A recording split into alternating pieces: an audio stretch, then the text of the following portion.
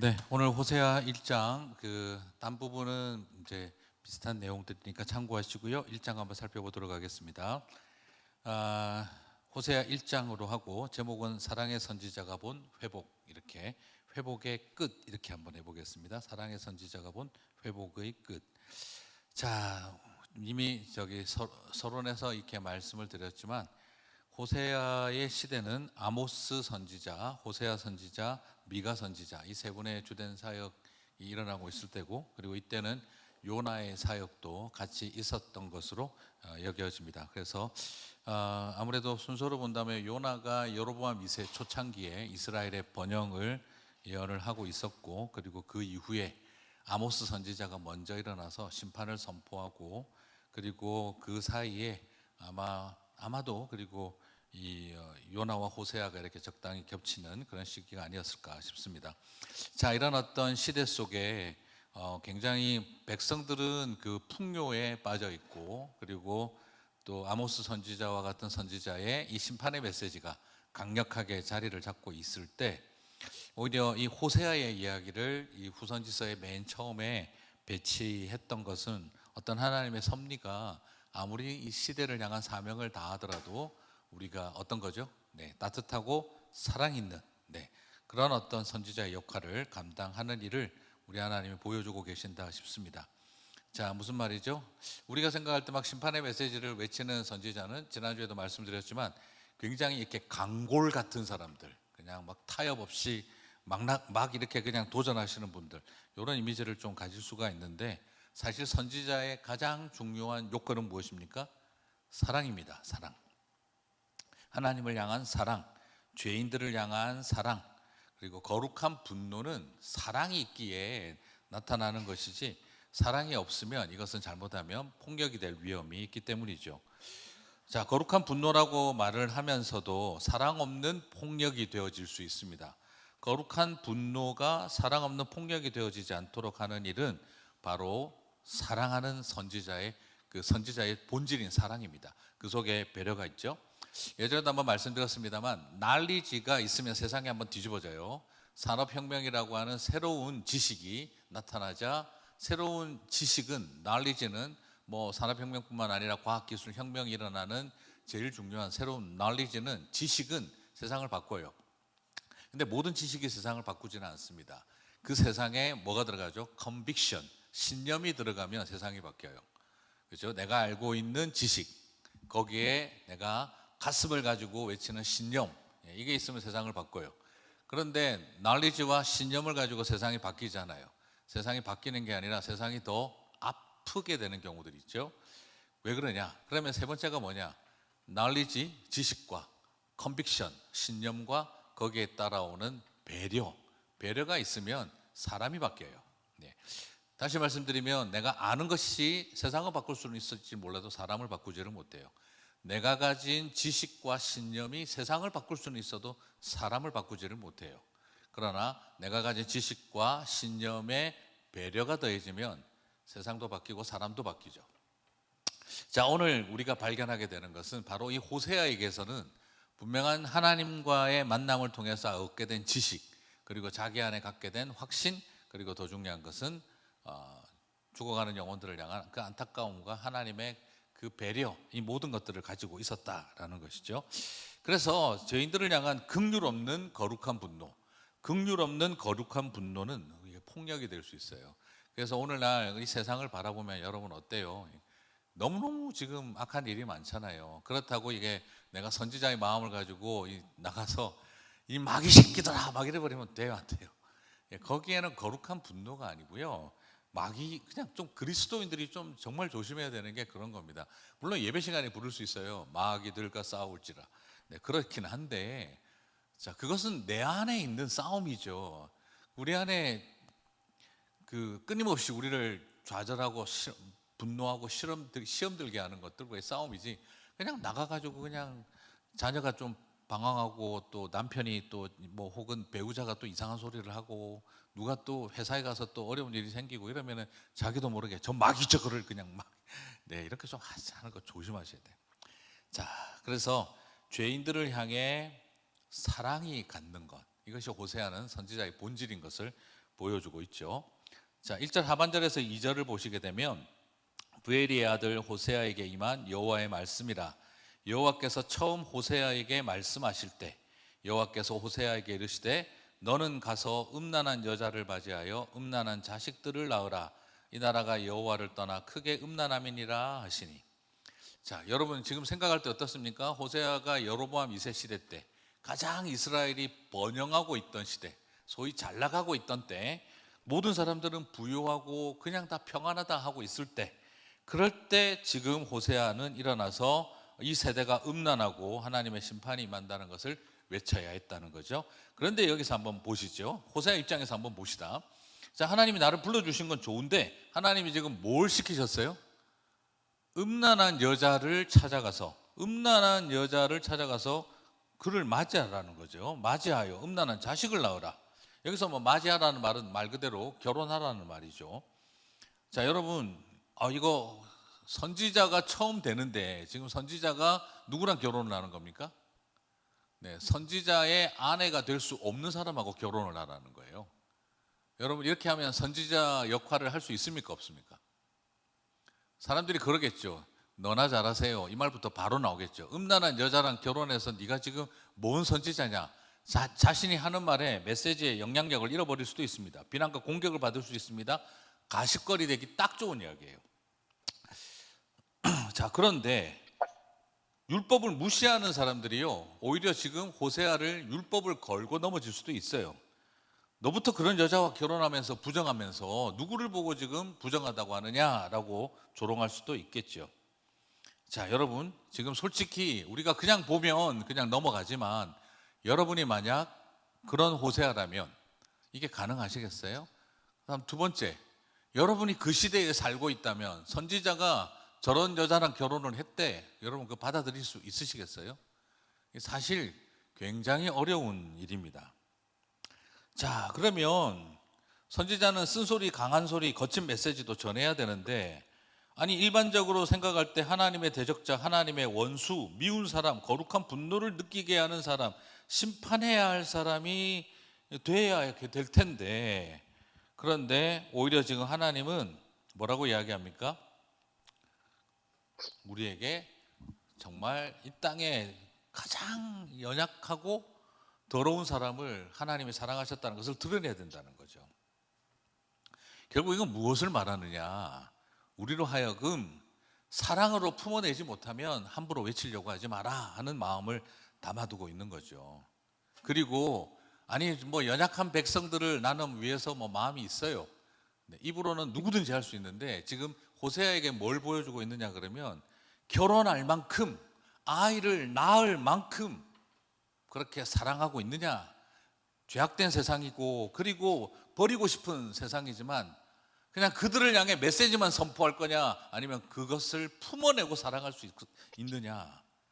여러분, 선지자가 되는 것은요, 투사가 되기 이전에 사랑하는 사람이 되는 것입니다. 분노하기 이전에 결혼하고 아이를 낳을 수 있을 만큼 가슴으로 품어낼 수 있어야 한다는 거죠. 그러면서 선지자가 되라는 겁니다. 선지자는요, 나는 니네들하고 달라. 나는 니네들하고 정말 다른 사람이야. 영적으로, 도덕적으로, 가정적으로 나는 너네들하고는 다른 의로운 사람이야 하는 마음을 가지고, 그러면서 세상 앞에 나아가서 이 음란하고 악하고 더러운 세대야 이렇게 하라고 부르는 게 선지자가 아니라는 거예요. 정죄하고 투사가 되라고 부르는 것이 선지자가 아니라는 것입니다. 오히려 뭐라는 겁니까? 사랑아, 내 사랑아, 이렇게 하면 안 돼. 사랑하는 내 자녀들아, 이렇게 살아가면 안 돼. 내가 너희들을 이렇게 사랑하지 않니? 내가 이렇게까지 품지 않니? 제발 돌아와라. 이렇게 할 수 있는 마음으로 가라는 거예요. 나는 의롭고 니네들하고는 차원이 다른 존재야. 이 음란하고 더러운 세대야. 이걸 하라는 것이 아니라 그들을 품어내고 배우자로 여기고 사랑하고 그 자녀들을 품는 마음이 있어야 선지자의 사명이 시작된다라는 것입니다. 자, 그러면 저 진지하게 고민을 던지게 됩니다. 지금 우리 시대의 음란한 여인은 누굽니까? 여러분을 만약에 하나님이 호세아로 부르신다면 지금 여러분의 마음에 정말 난 니네들하고는, 최소한 니네들하고는 나는 다르게 살아 하고 싶은 사람들이 우리에게 누구일까요? 그리고 정말 나는 그것을 품어내는 마음을 가지고 있을 수 있을까요? 자, 우리에게 그 마음을 하나님이 주실 때 하나님이 선지자의 역할이 시작된다 하는 것, 물론 완벽하라는 말은 아니겠지만 최소한 미움과 분노와 그리고 판단하는 마음을 가지고 이 세상 앞에 서서 우리가 감히 사랑한다는 말을 쉽게 하지 말라 하는 것이죠. 자, 그렇다고 한다면 이제 하나님의 사람들은 하나님이 시키는 일만 하면 이것도 오해하면 안 돼요. 하나님이 시키니까 고멜하고 중매 결혼했지. 네, 나중에 한번 손 들어볼까요? 연애 결혼한 사람, 중매 결혼한 사람.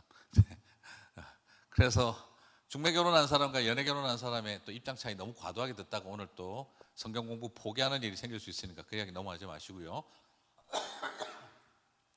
연애가 낫다, 아니다, 연애가 실패다, 막 이런 여러 가지 이야기가 있을 수 있겠죠. 자, 그런데 오늘 여기서 호세아가 시키니까 할 수 없이 고멜하고 결혼했고 시키니까 할 수 없이 애 낳았다. 그러면 지금 호세아는 사랑 없는 결혼에서 대단히 죄송하지만 결국에는 그냥 기계적으로 뭐 번식했다 밖에는 더 되겠습니까? 하나님 메시지를 전하기 위한 수단으로 애들을 사용했다. Hello. 네. Hi, how are you? 네, 마이크를 꺼주셔야 될 것 같습니다. 네. 자, 다시 말씀드립니다. 하나님은 그냥 Yes, we do. 애정 없는 연애 결혼 시켜놓고 내가 세상에 선포할 메시지가 있으니 그냥 사랑 없는 애들 한 셋 정도 놔라.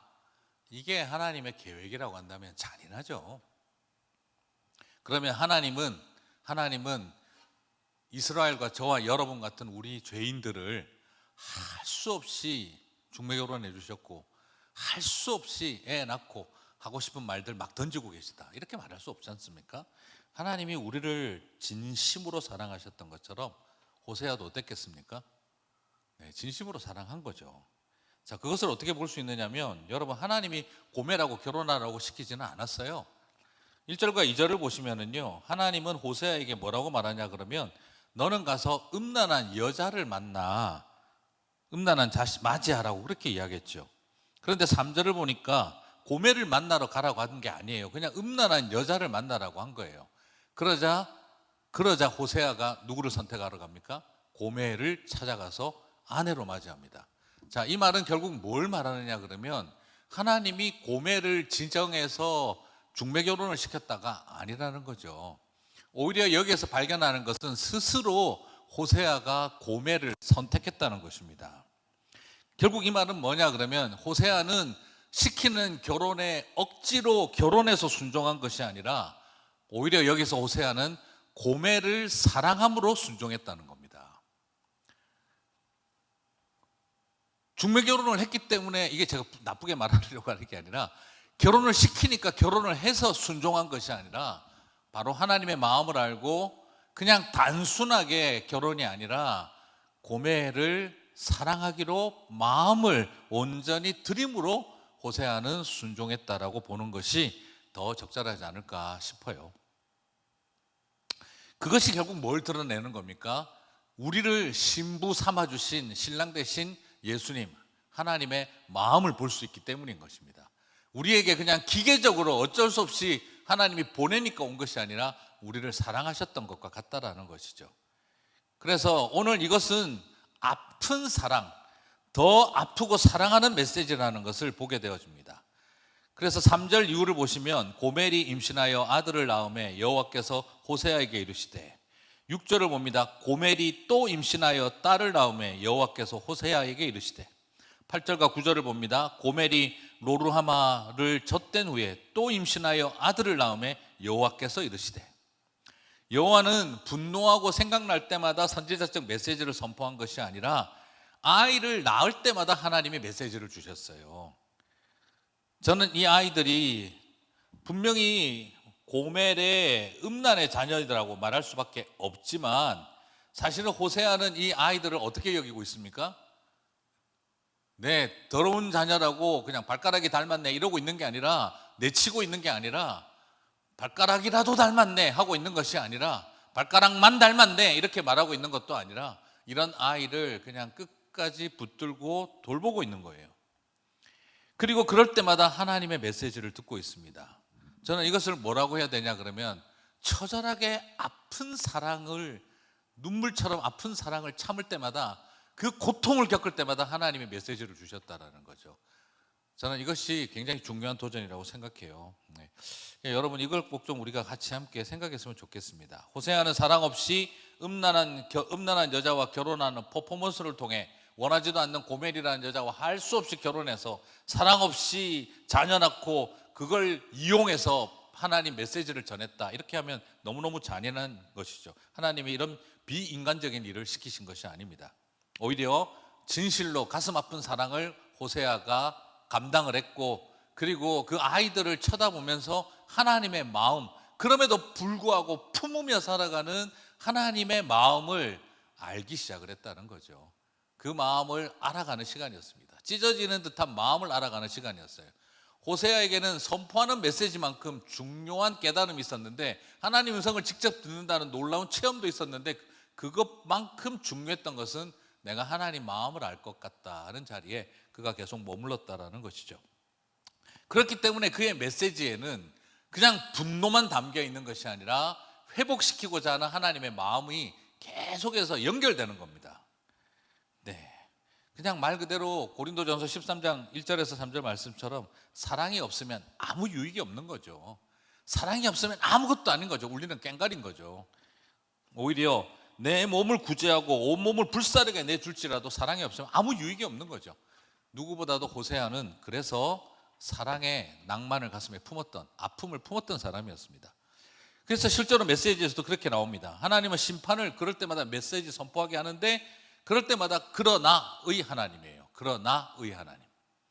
자, 6절과 7절을 보면은요, 그의 이름을 로루하마라 하라. 내가 다시는 이스라엘 족속을 긍휼히 여겨서 용서하지 않을 것임이니라. 그러나 내가 유다 족속을 불쌍히 여겨 그들의 하나님 여호와로 구원하겠고. 그러나의 하나님이에요. 9절과 10절을 봐도요, 여호와께서 이르시되 그의 이름을 로함이라 하라. 너희는 내 백성이 아니요 나는 너희 하나님이 되지 아니할 것임이니라. 뭐가 나오겠습니까? 그러나 이스라엘 자손의 수가 바닷가의 모래와 같이 되어 헤아릴 수도 없고 셀 수도 없을 것이며. 계속 하나님은 심판한다고 하고 난 다음에 그러나 하면서 또 회복을 약속하세요. 이게 바로 호세아가 심정을 알고 있는 겁니다. 하나님의 마음을 알고 있는 거죠. 그리고 심판을 예언하지만 그러나 긍휼히 여겨 구원하시고, 심판을 예언하지만 내 백성이 아니란 그곳에서 너희는 내 아들들이라 내 자녀들이라고 하시고, 진노 중에도 긍휼이 계속해서 그러나로 따라오는 것을 보게 되어지죠. 자, 이것이 참 중요한 메시지입니다. 여러분 이걸 보시면서 하나님은 심판하기 위해서 이 메시지를 하는 것이 아니라 심판이 있음을 알리면서 다시 돌아오는 것과, 그리고 너희들이 도무지 안 돼가지고 결국 심판의 길을 걸어가더라도 그것이 끝이 아니라 하나님의 긍휼이 반드시 있을 것이라는 약속을 하고 있는 겁니다. 자, 여러분 오늘 이 메시지가 그러면 왜 중요하냐? 그 시대에도 굉장히 중요한 메시지인데, 이 호세아의 이 메시지는요 창세기부터 온 겁니다. 사실은 창세기에서 인간이 범죄했었을 때부터 하나님이 아브라함을 부르고 세울 때마다 나오셨던 말씀이에요. 자, 호세아 1장 10절을 보시면, 호세아 1장 10절을 보시면 이스라엘 자손의 수가 바닷가에 모래같이 되어서 헤아릴 수도 없고 셀 수도 없을 것이며. 어디서 많이 들어본 것 같지 않습니까? 이게 그냥 호세아가 한 말이 아니에요. 창세기 22장 17절, 창세기 22장 17절. 내가 내게 큰 복을 주고 내 씨가 크게 번성하여 하늘의 별과 같고 바다의 모래와 같게 하리니. 지금 오늘 여기에서 이 메시지는 뭡니까? 창세기 22장 17절에 하늘의 별과 같고 바다의 모래와 같이 되게 하겠다는 게 이게 뭐죠? 뭘 말하는 거죠? 네, 예수 그리스도, 그리고 예수 그리스도를 통해 회복될 하나님의 백성들. 자, 그런데 호세아 1장 10절도 또 뭐라고 합니까? 바닷가의 모래와 같이 되어 헤아릴 수도 없고 셀 수도 없을 것이며. 창세기 22장에서 하나님이 아브라함에게 주셨던 구속사의 약속, 여자의 후손에 대한 약속, 그것과 같은 표현을 인용을 하고 있어요. 자, 그러므로 이것은 지금 말 그대로 그렇습니다. 호세아의 예언대로 북이스라엘은 그럼 그렇게 완벽하게 회복됐느냐? 그들은 여전히 하나님을 떠나서 패망의 길로 걸어갔죠. 그러나 이 약속은 실패했느냐? 아닙니다. 창세기 22장의 17절에서 나왔던 아브라함에게 하셨던 약속과 마찬가지로 신약시대 예수 그리스도를 통해 오늘날 우리를 통해 성취되고 있다는 거죠. 또 그리고 이 말씀은 아브라함의 복의 회복뿐만 아니라 예수 그리스도 아브라함에 주셨던 복의 회복과 예수 그리스도를 통한 회복의 메시지가 다 바라보게 하고 있어요. 창세기의 씨, 그죠? 씨, 이 씨가 나중에 여러분 보셨던 것처럼 갈라디아서에서도 묘사했던 것처럼 예전에 창세기할 때 제가 여러 번 말씀드렸죠. 다 준비가 되어졌죠. 그리고 호세아 1장 10절 다시 한번 보면 전에 그들에게 이르기를 너희는 내 백성이 아니라 한 그곳에서 그들에게 이르기를 너희는 살아계신 하나님의 아들들이라 할 것이니라. 이게 예수 그리스도를 통해서도 호세아서 1장 10절이 또 완성되어져요. 내 백성이 아니라 그곳에서 너희가 하나님의 아들들이 되리라. 이게 어디서 나오느냐면 들어보셨죠, 그죠? 다 로마서 9장 26절. 로마서 9장 26절을 가면 너희는 내 백성이 아니라 한 그곳에서 그들이 살아계신 하나님의 아들들이라 일컬음을 받으리라 함과 같으니라. 오늘 호세아서 1장 10절이 어디에서 인용된다고요? 로마서 9장 26절에서 성취가 되어지죠. 그리고 베드로전서, 우리 문제는 2장 7절부터 9절 그것도 꼭 보셔야 되겠지만 베드로전서 2장 10절을 보시면 베드로전서 2장 10절을 보시면 너희가 전에는 백성이 아니더니 이제는 하나님의 백성이요 전에는 긍휼을 얻지 못하였더니 이제는 긍휼을 얻은 자니라 라고 하고 있어요. 이게 지금 다 어디서 나온 겁니까? 호세아에서 나온 이야기예요. 호세아에서. 자, 그래서 우리는 지금 호세아 1장 10절을 통해 그 시대의 북이스라엘을 향해서 예언했던 이 메시지가 또 나중에 어디에서 성취되고 있는 겁니까? 예수 그리스도가 오신 신약 교회의 이방 백성들이 하나님 앞에 돌아오는 모습을 보면서 오늘 로마서 9장 26절과 그리고 베드로전서 2장 10절 이것이 성취되고 있는 것도 또한 함께 볼 수 있습니다. 자, 이처럼 호세아서는 그 시대를 향해 불타는 하나님의 사랑이 약속되고 있을 뿐만 아니라 예수님을 통해 회복되어질 하나님의 불타는 사랑까지 예언되고 있는 것을 보게 되어지는 거죠. 사실 호세아의 이 메시지는 북이스라엘에서 완전히 성취되지는 못했어요.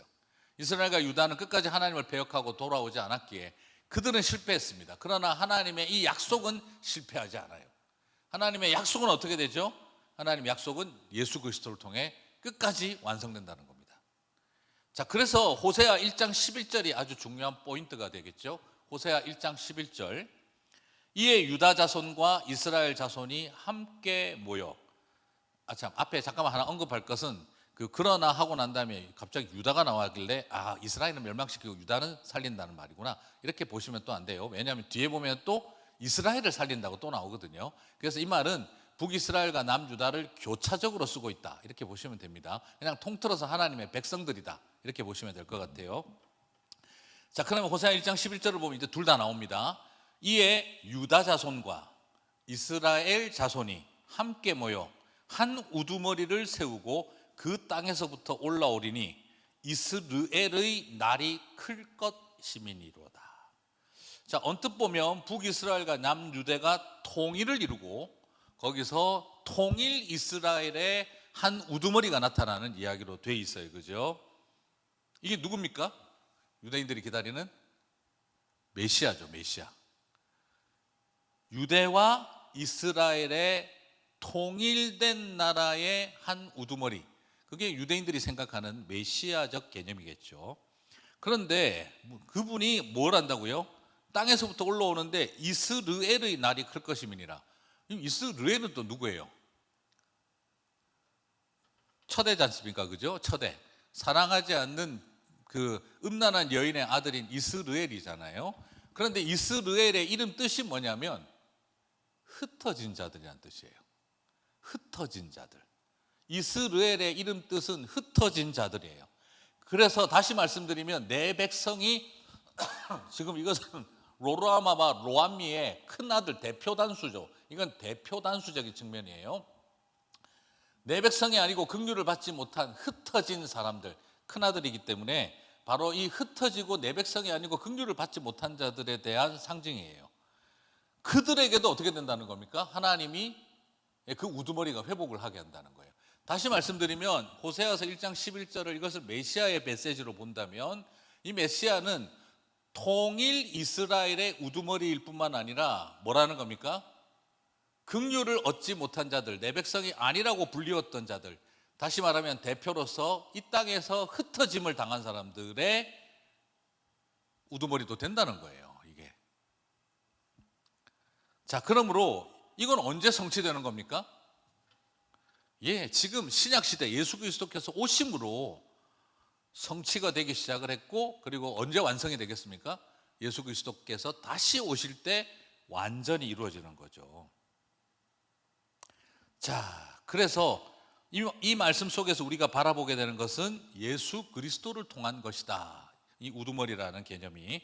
그러면 지금 속으로 또 그런 생각하실 수 있죠. 목사님 좀 많이 나가시는 거 아닌가? 그런데 아닙니다. 이 우두머리라고 사용되어진 단어가 다른 성경에서는 어떻게 번역이 또 되냐 그러면 머릿돌, 모퉁이돌로 번역이 됩니다.